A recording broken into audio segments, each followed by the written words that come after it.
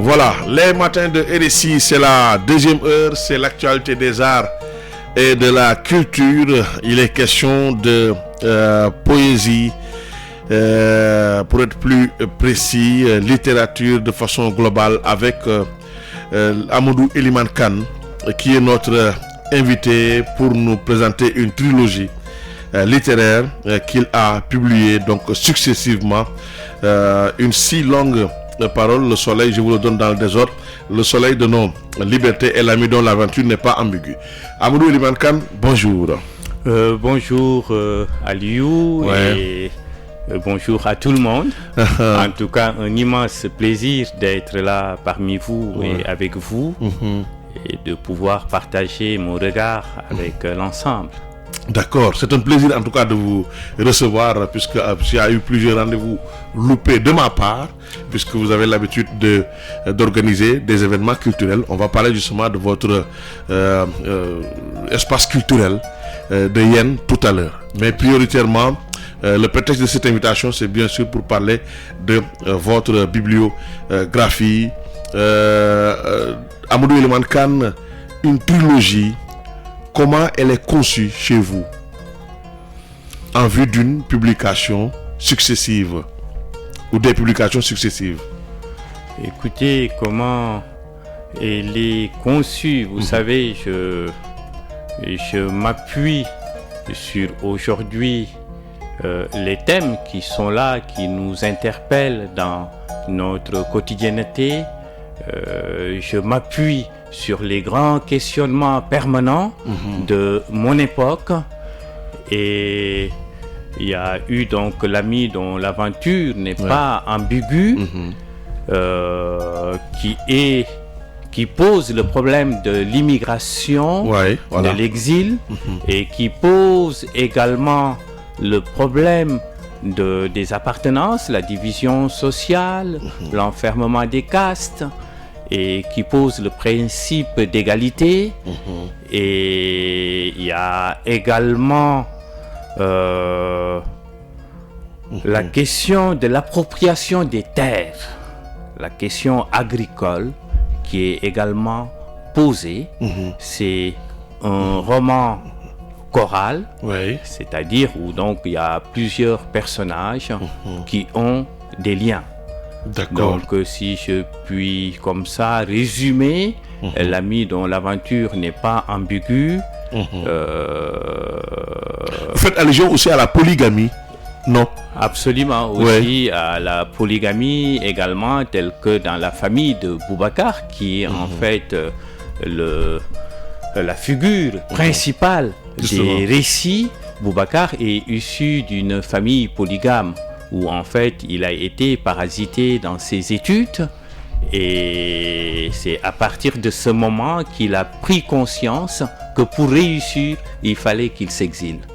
Et donc Boubacar a pris effectivement la voie de l'exil, la voie de l'immigration, et il a assumé son parcours jusqu'à effectivement devenir un homme qui effectivement assume ses responsabilités, et comme on dit en Wolof, un homme mat nit gu mat.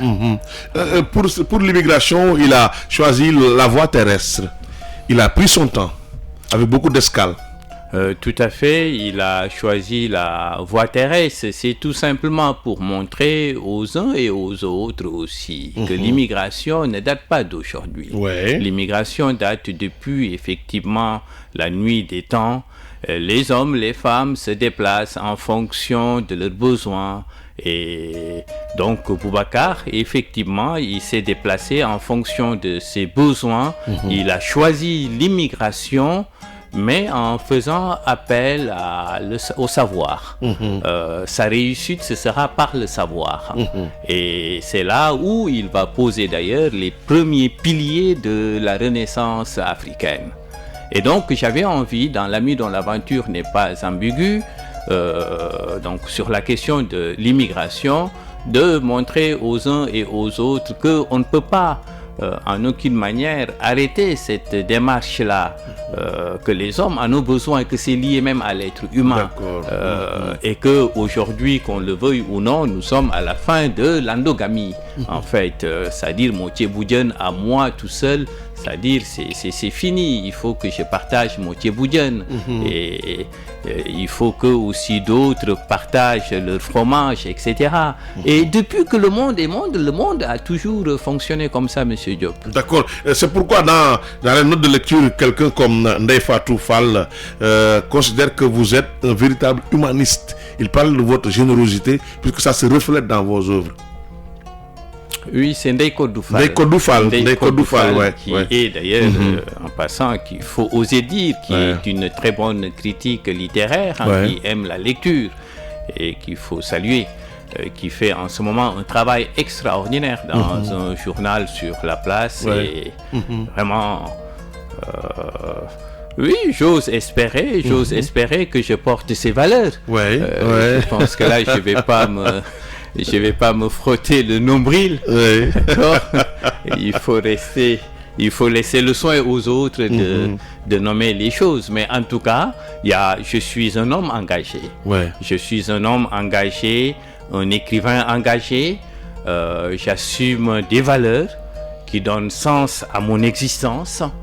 Et je chemine toujours vers une ouverture absolue au monde, portant un certain nombre de valeurs telles que la générosité, telles que le savoir, telles que la justice, telles que le travail. Ces valeurs, j'en fais en tout cas une bandoulière et une bandoulière d'éternité. Parce que je pense que c'est là où les uns les autres se distinguent. C'est là où en fait les uns et les autres sont réellement dans l'appropriation. Vous savez, moi je crois fortement, et d'ailleurs ça ressort dans L'ami dont l'aventure n'est pas ambiguë. J'habite fortement l'éducabilité cognitive. C'est-à-dire, pour moi, rien ne tombe du ciel, rien ne relève des gènes, et tout s'apprend dans la vie. Tout s'apprend. Et c'est là où je dis, il faut effectivement donc porter le savoir et faire en fait de cette dimension savoir vraiment une bandoulière d'éternité. D'accord. L'ami dont l'aventure n'est pas ambiguë.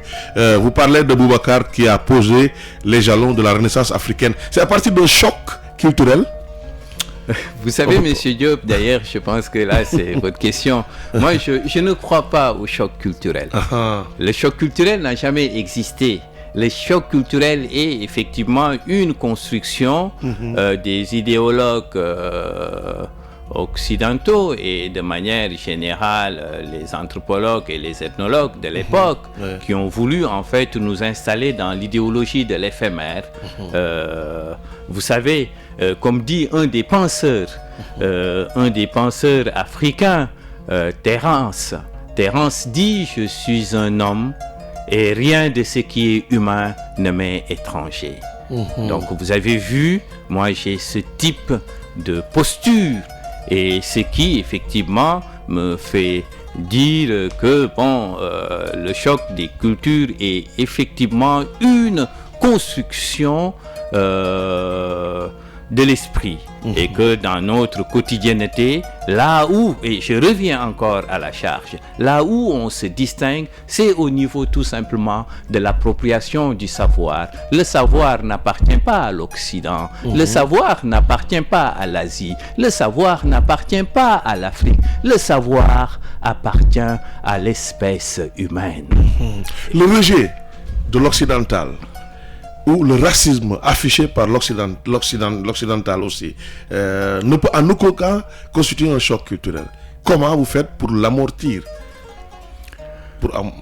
Vous savez, l'ignorance, c'est l'ignorance qui effectivement provoque certaines attitudes telles que ces attitudes que vous veniez de nommer. Et donc comment effectivement les contenir, c'est toujours par en fait les lumières. c'est-à-dire les lumières, le savoir, la connaissance, la créativité.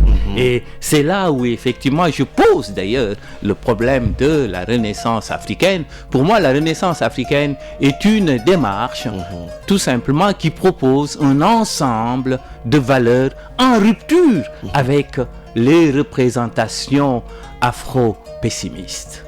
Moi, je m'installe dans les représentations afro-optimistes. Je dis effectivement, et je dis l'homme africain est comme tout homme qui tout simplement a son parcours, a son histoire, mais les autres n'ont absolument rien. Ils n'ont rien de plus que nous autres. Et donc, ce qui importe, c'est toujours la question du savoir, la question de la créativité. Mais c'est pas facile aussi de supporter certaines choses. Là, on est complètement dans la rue, en plein contact avec les populations occidentales. Il y a des faits qui peuvent déstabiliser quelqu'un psychologiquement, Amadou Eliman Kane. C'est ça ma préoccupation, quoi. Je comprends votre niveau philosophique pour analyser la situation. Mais si on revient comme ça, en pleine ville, dans une ville assez mouvementée, vous avez fait l'Occident, j'ai pas fait l'Occident, mais plusieurs témoignages nous signalent des choses difficiles à vivre aussi, de la part des Africains. Oui, c'est-à-dire c'est toujours douloureux lorsque en fait on est humilié, lorsque on est insulté. C'est douloureux, ça, c'est une réalité à laquelle je peux pas faire abstraction. Mais cependant, j'ai dit, lorsque en fait on est armé de science, lorsque on a une bonne éducation face à un ignorant, d'accord, et comme on dit en Wolof, Mbam Souleweke Ngafayou, Bam Bam. D'accord. Et donc, moi, c'est à ce niveau-là, et mais vraiment, je suis même à la limite terre à terre. Là, je m'appuie sur, en fait, nos références culturelles. Très bien. Et pour dire tout simplement que l'autre, en fait, est dans l'ignorance, c'est l'occidental qui est dans l'ignorance. Mais bien sûr. Alors, vous avez parlé tout à l'heure de rupture avec l'afro-pessimisme. On a jugé votre ouvrage, c'est Anne-Marie Marcelli qui considère que votre récit rompt avec l'écriture classique du roman africain. Techniquement, comment écrivez-vous? Écoutez, moi je puise dans les regards, je puise dans les êtres que je rencontre, que j'observe. Je suis, comme je vous ai dit tout au début de mon propos, je suis un homme engagé, et l'exil est un des piliers de ce que je suis. Et là où également je suis, je milite contre l'injustice. Et je travaille la langue orale. Je travaille les répétitions, je travaille les images, je travaille les anaphores, je travaille les métaphores, je travaille les styles de figure, et je travaille également les sonorités. C'est-à-dire, j'habite beaucoup ce qu'on appelle la langue des oiseaux. Cette langue des oiseaux, c'est cette langue qui consiste à effectivement faire émerger les sons. Par exemple, lorsque en fait j'écris, j'ai toujours en tête, quand je dis hier, d'accord, je fais émerger air, d'accord, et aussi au niveau des thématiques que je propose aussi, les thématiques que je propose telles que dans l'ami, dont l'aventure n'est pas ambiguë. Mon oncle, cher Hamidou, que je salue et que je remercie pour tout ce qu'il a posé dans l'aventure ambiguë, qui est un grand texte littéraire qui nous a marqué et qui continue à marquer aussi l'époque. Bien sûr. on voit là Samba Diallo, d'accord, qui est écartelé entre deux fidélités. Et moi, dans l'ami dont l'aventure n'est pas ambiguë, je ne suis pas dans des questions d'hybridité. Je suis tout simplement dans des questions d'appropriation pouvant effectivement permettre le dépassement de nos angoisses existentielles. Je m'inscris dans encore la connaissance, la créativité, le savoir. Et c'est ce qui a donné d'ailleurs les soleils de nos libertés, où aussi je propose pour moi, une nouvelle vision de l'Afrique. Parce que là aussi, je reprends mon doyen Amadou Kourouma, les soleils des indépendances. Et vous avez vu, dans les soleils de nos indépendances, Fama, qui symbolise l'Afrique ancestrale. D'accord? Et cette Afrique, dans les soleils de nos indépendances, est morte. Et là, Amadou Kourouma nous laisse dans une impression désabusée. Et regardez-moi, dans les soleils de nos libertés, j'ai dit en 2023.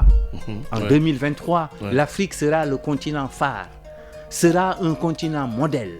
Et qu'aujourd'hui, nous avons des jeunes, des femmes, des hommes qui meurent sur les côtes espagnoles, sur les côtes italiennes. En 2023, j'ai dit, nous aurons effectivement des Asiatiques, des Espagnols qui vont effectivement prendre le chemin, d'accord, pour venir en Afrique, parce que l'Afrique sera un continent prospère.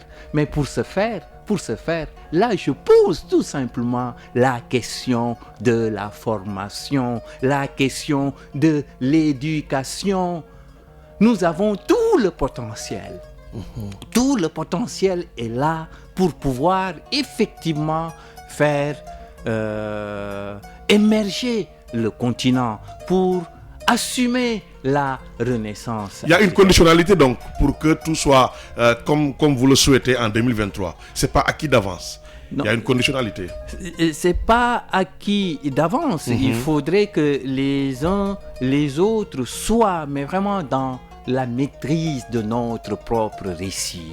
Parce que ce qu'il faut savoir, M. Diop, et qui est d'une importance, mais fondatrice, c'est-à-dire tu ne peux pas bâtir une société digne de ce nom lorsque, dans la collectivité, les uns les autres ne partagent pas une narration collective. Aujourd'hui, je suis de ceux qui pensent, et c'est ce qui ressort de manière belle, de manière forte dans cette trilogie, c'est-à-dire l'Afrique. L'Afrique ne va pouvoir sortir de cette impasse que lorsque l'Afrique va écrire son roman continental. Le Sénégal va pouvoir sortir de ces difficultés que lorsque le Sénégal va pouvoir écrire son roman national, partager une narration collective. Vous avez vu, je pense tout simplement... Oui, monsieur Diop. Allez-y. Oui. Non, je vous dis, la narration collective dont vous faites allusion ne se reflète pas dans les rapports qui existent naturellement, bien sûr, entre le pouvoir et le peuple. Si le peuple a la même idée que vous, ce n'est pas le cas de nos dirigeants. Si on s'appuie sur les faits et actes qu'ils posent au quotidien. Écoutez, c'est d'où les difficultés auxquelles nous sommes confrontés et contre lesquelles il faut lutter. C'est-à-dire la narration collective, c'est l'ensemble des citoyens. Justement. Et je peux vous dire, pour bâtir, pour construire cette narration collective, nous avons besoin de l'ensemble de la société civile. Et moi, je fais la différence à ce niveau entre, en fait, l'identité nationale et l'identité collective. Aujourd'hui, regardez un peu ce qui s'est passé. J'étais à Athènes. Et je suivais dans le net le chauffeur de taxi, et qui n'était pas le seul qui, effectivement, traversait dans la passerelle. C'est parce que tout simplement, et il n'était pas le seul. Non, il n'est pas le seul. Oui, vous avez 1000 fois raison.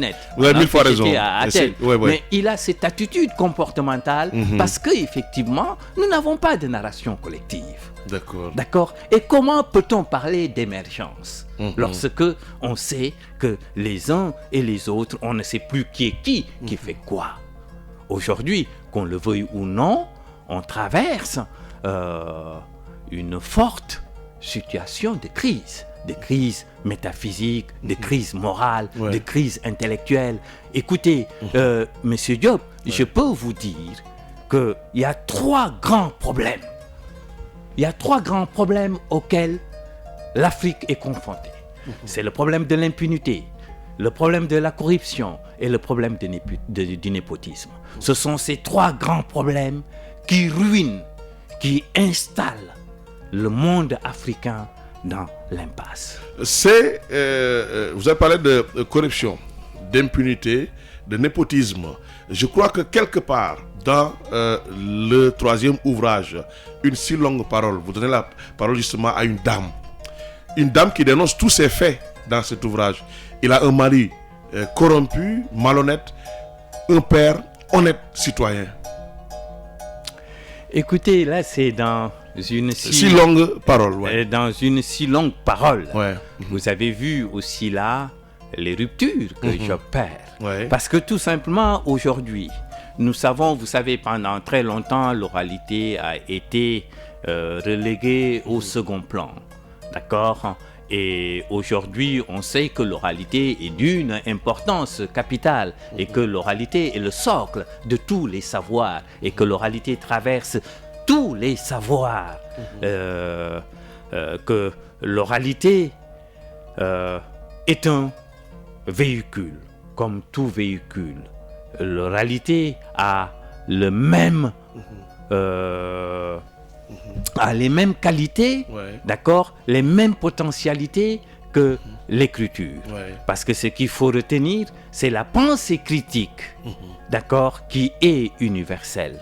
Mais les outils qui véhiculent, d'accord, cette pensée critique peuvent effectivement avoir des particularités, d'accord, et l'oralité, pour moi, aujourd'hui, en tout cas au niveau de la recherche, est donc d'une importance fondatrice, et d'où le titre de ce livre. Mais je ne suis pas en train d'opposer l'oralité et l'écriture. Pour moi, il y a un va-et-vient entre l'oralité et l'écriture. Parce que tout simplement, il faut retenir que dans ma démarche toujours, la lecture et l'écriture forment une seule et même chose. D'accord. Parce que tout simplement, la lecture et l'écriture peuvent être dans ce processus actif de construction et de signification.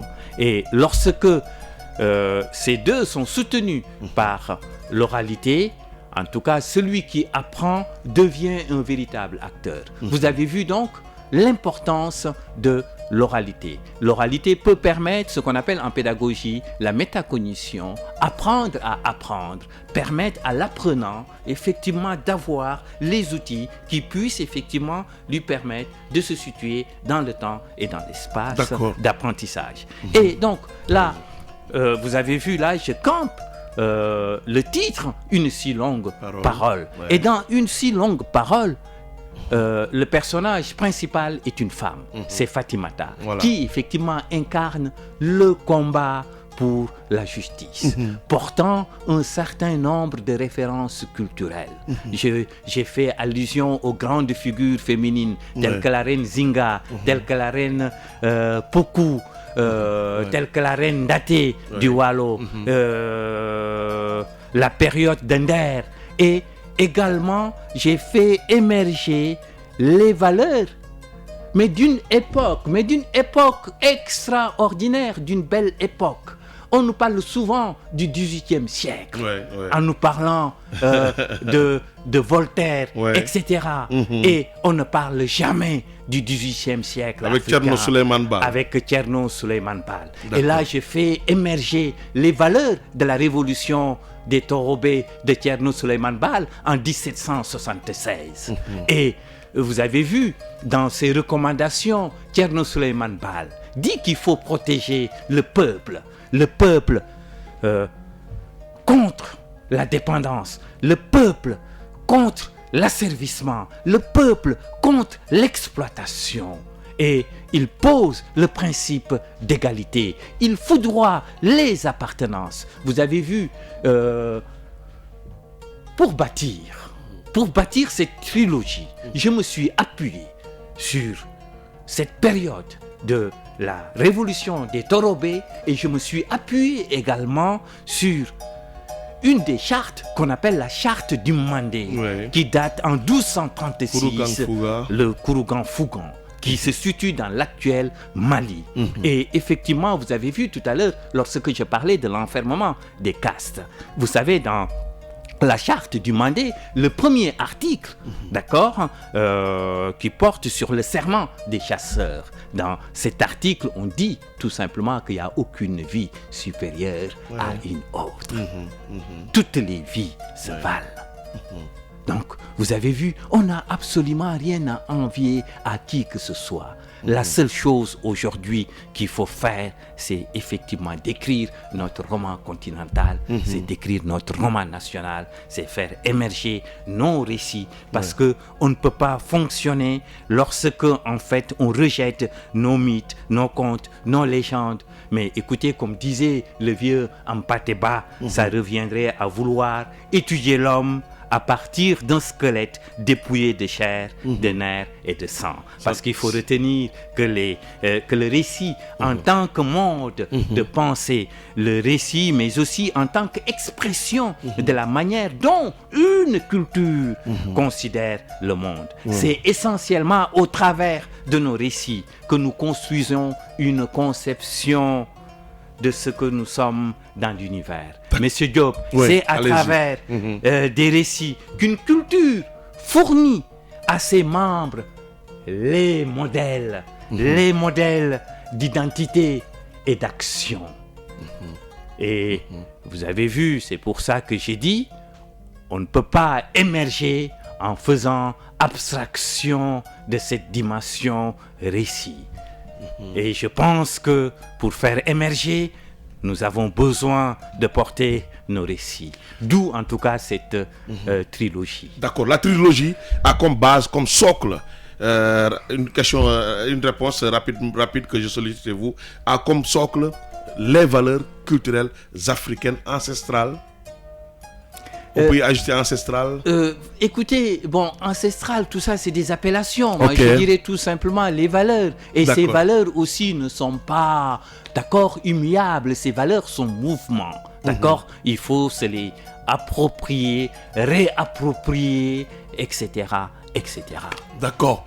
En dehors de cette trilogie, vous avez publié quoi, Amadou Eliman Kane? Écoutez, je suis l'auteur de plusieurs recueils de poèmes. Le palmier blessé, qui était paru dans Nouvelles du Sud, La parole du baobab, le poème de lendemain, le songe des flamboyants de la Renaissance. J'ai publié également Paroles nomades, etc. D'accord. Amadou Eliman Kane, vous avez un espace culturel à Yen. Parle-nous de cet espace avant que l'on vous laisse déclamer un poème pour que l'on puisse vous libérer et recevoir notre deuxième invité. Parle-nous de Yen d'abord, l'espace culturel de Yen. Écoutez, l'espace culturel de Yen a pour vocation, c'est un espace panafricain. Voilà. C'est-à-dire nous nous battons pour la solidarité et l'unité africaine. Parce que ce qu'il faut retenir, moi je suis un panafricaniste et j'habite de fortes convictions panafricaine, parce que je pense que tout simplement que l'Afrique ne peut pas s'en sortir sans cette dynamique unitaire. D'où en fait cet espace de rencontre, d'échange pédagogique, qui est aussi un espace résidence. On reçoit des écrivains venant d'un peu partout de par le monde. On organise aussi des rencontres entre étudiants, entre enseignants, etc. D'accord. On va vous laisser déclamer un poème, Amadou Eliman Kane. Amadou Ndiaye à la partie technique. On l'accompagne avec de belles notes de Kora de Toumani Diabaté.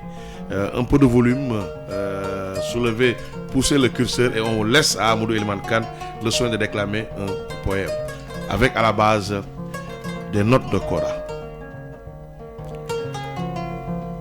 Vers quel baobab où s'égrène le temps comme un chapelet de cori, réapprendre mon chant, le chant, et déplier ma poitrine torrentielle pour vivre ma prière païenne et bâtir une géométrie souveraine où naîtront les soleils de nos libertés. Mais avec ma calebasse entaillée, je ne vois plus vers quelle étoile, vers quelle lumière éclairer les brouillards matinaux.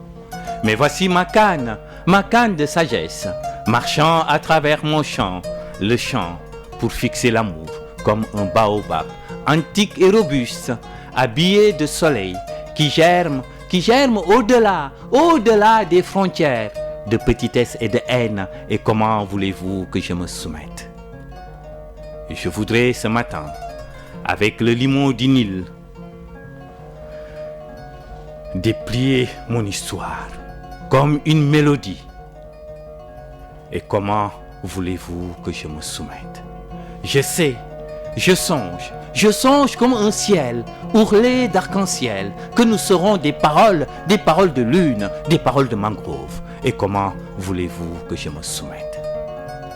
Je sais, je n'ai ni l'élan, ni le procédé de diversion d'appartenir à une chapelle génocidaire. Et comment voulez-vous que je me soumette? Je sais que j'appartiens au continent de la pleine lune. Et comment voulez-vous que je me soumette? Je vous remercie. Amadou Elimane Kane, merci beaucoup. La dignité de l'homme noir se reflète dans ce poème. Jules Arsène a envoyé des messages. Malheureusement, Jules, c'est des messages incomplets. Je sais que vous avez tenté plusieurs fois. Jules Arsène du journal Le Quotidien, que nous remercions. Il a servi de facilitateur pour nous permettre de recevoir justement Amadou Elimane Kane. Plusieurs tentatives, Jules. Malheureusement, toujours c'est des messages incomplets. En tout cas, merci infiniment. Amadou, merci infiniment. Merci Alioune. En tout cas, c'est un immense plaisir d'être là et je pense que vous êtes un homme de culture. Vous faites partie de ces hommes de la Renaissance africaine. En tout cas, beaucoup de belles choses. C'est une course, cette bataille que nous menons est une course de fond. Et donc, il faut se porter les uns les autres, être dans la solidarité, dans la fraternité et surtout dans la tolérance. Merci Amadou Elimane Kane. Merci. Il était question, dans un instant, il sera question de musique avec Dominique Prévost et la chanteuse africaine Gassanji.